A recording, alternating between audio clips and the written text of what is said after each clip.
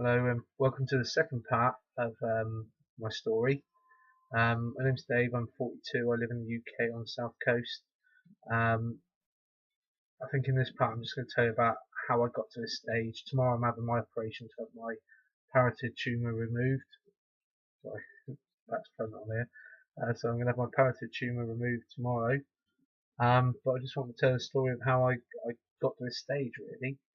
About 18 months ago, I first noticed a small bump underneath my skin, and I sort of moved it a bit and thought, well, nothing of it, and thought, well, has it always been there? I just never noticed it before. And you start feeling the other side, and you think, I don't know, maybe I've got one that side, I'm not sure, and you're just not quite sure. So for about 6 months, I could still feel this thing there, and I thought, wasn't really thinking a lot about it. And then I thought, cool, I'm sure it's getting bigger. And after about 6 months, I asked my partner Kerry to have a look. So she sort of felt the skin and couldn't really feel a lump. You know, for you as your own body, you know when you've got something there. She couldn't really feel a lump, but she sort of felt and said, no, I'm not sure. Don't think there's anything there. So we left it for another couple of months, and then we had Christmas, and then it was January, and end of January, I was shaving, and I thought, I went to shave on this side, and sort of went, oh, there's like a lump there. That's unusual. I hadn't noticed a lump there before. I started thinking, what's that lump that I've noticed for a while now?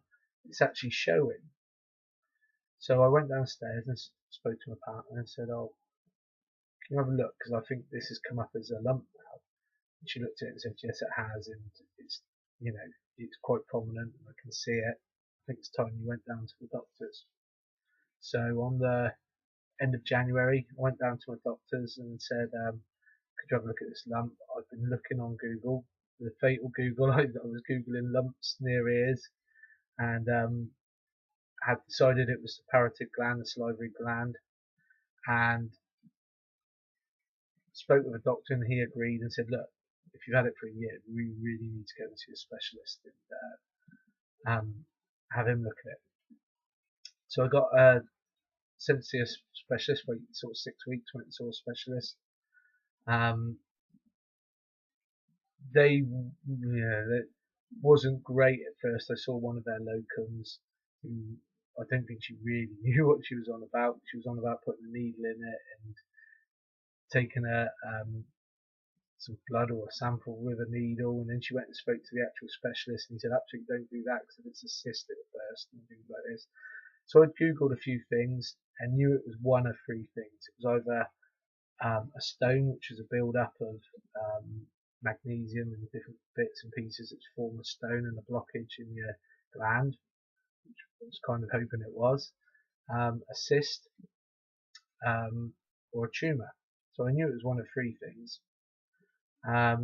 Saw the specialist, they weren't sure, so they sent me for scans. So I went and had scans, had MRI scans up in Dorchester Hospital. Got an appointment to go and see the doctor again, and unfortunately my mum passed away, and I missed the appointment because of going over to visit her in Ireland. Came back, made another appointment, and now we're sort of getting into March, April time. Went and saw the doctor, went in, sat down. There was sort of like there was a specialist, his assistant, and then another two people in the room as well. And he said, we've looked at the scans and it's definitely a tumour.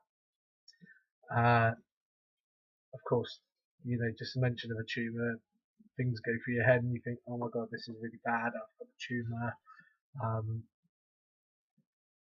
But you sort of, I was kind of prepared when I went in the room. I knew it was one of the three things, and when he said tumour, you think, oh, that's probably the one I didn't want, but that's what it is now, so we've got to cope with it.